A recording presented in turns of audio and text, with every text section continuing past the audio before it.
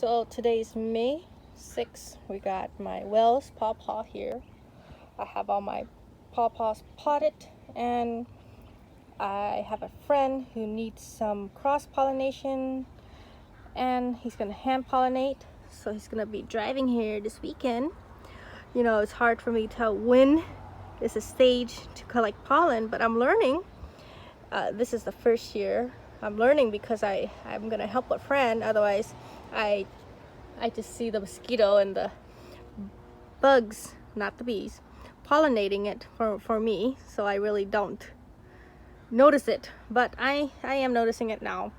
And the pawpaws, you can see this is the male stage. Quite a difference, right?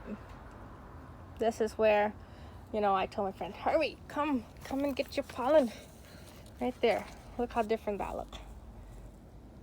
So definitely, see, this is too early. Oops. Can't even see it. Let's see, I can see this one. See, that one's not ready. I kept thinking this is a male stage. No, it's a female stage. So these are some of my wonderful seedlings, pawpaw seedlings. Oh, that one is alive. It's just, there you go. It's alive. Just not pretty.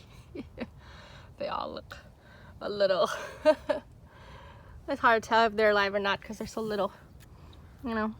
I pruned my pawpaw back quite a bit because they're potted, and this was a flower, but my baby broke that off. And yeah, so basically I'm just showing you my potted pawpaws. My yard's a mess, so I can't really show you a lot, but you know, I have my pawpaws potted and right next to each other. They need to be 8 feet or closer, and so I have wells. I have my let me see, what is this? Sunflower. I got mango right here.